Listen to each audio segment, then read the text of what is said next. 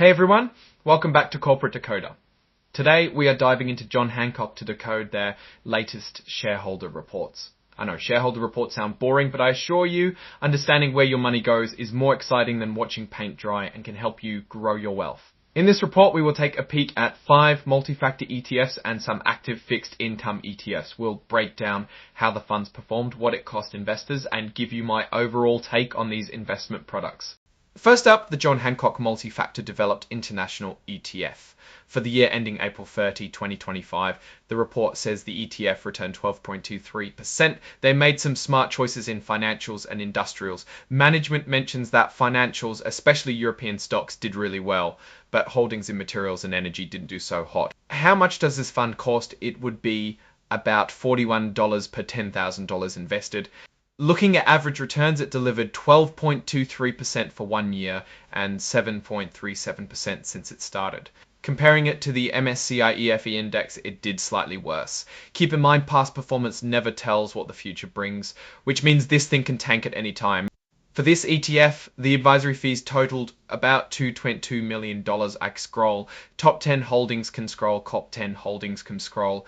Coat 10 holdings cool green. Interestingly, the portfolio is heavy on financials and industries based in Europe. Next on the list is the John Hancock Multi-Factor Emerging Markets ETF.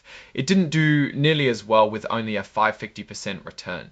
On the plus side, financial stocks fueled positive results in India and China, but IT and commodity sensitive stocks did the opposite. This ETF costs shareholders a bit more, $50 per $10,000 invested. Their average returns are 5.50% for 1 year and 3.51% since it was created in 2018. It failed to beat the MSCI Emerging Markets Index. Advisory fees reached about $2.3 million. Their top holdings here are in China and Taiwan. Moving on to the John Hancock Multi-Factor Large Cap ETF, the report boasts a return of 9.16%. Like other actively managed funds, it's taking credit for good performance in sectors like financials and information technology. Also, this fund appears to be the better value. It cost only $30 per $10,000 invested, making that fund a bit cheaper than the others so far. Also, keep in mind that cheaper doesn't always mean better. The average returns are 9.116% for the year, not better or worse than the developed international ETF, but they have been around longer since 2015, which has provided 12.35% return with little volatility. Not terrible, but the report uses a Russell 100 index to compare it to, which may be a bit unfair. Management made around $222 million in advisory fees from this fund. That is a lot of money.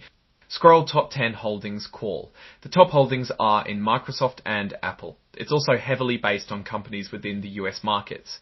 The John Hancock Multi-Factor Mid-Cap ETF did not do as hot, with only a 4.79% return.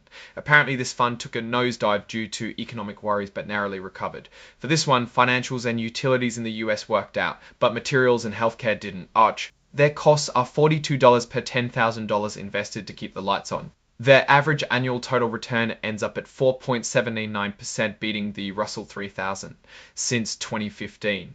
Its historical average is about 10%. Beating a benchmark is a good selling point. Management is doing quite well with over $14 million advisory fees paid net, and its top holdings in the US consists of financials, industrials, and various consumer sectors. Lastly, there is the John Hancock Multi-Factor Small Cap ETF. I'll just say this one could have been left out. With a 0.43% return, your savings account is looking like a bowler by comparison. A cost of $42 per 10K, seems like a running theme.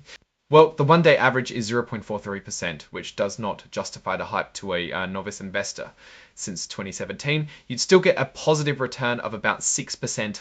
They still rake in a little over $1.7 million of advisory fees for this fund. Gotta love how things work out for them. These folks also seem to be placing their bets on financial and industrial stocks. Beyond the ETF specifics, these reports are more than just performance numbers. They also include disclosures on stuff like their code of ethics and conflicts of interest. So big companies have internal rules for how their executives and employees should act. They also tell us who's watching the numbers. In this case, an audit committee financial expert is independent. Alright, that's our breakdown of this John Hancock shareholder report. What's your take on these numbers and what they signal for the company's future? Drop your thoughts in the comments. If this analysis was valuable, hitting that like button really helps, and subscribe for more deep dives. Don't forget to check out the Discord in the description for more awesome content. Thanks for watching. See you next time.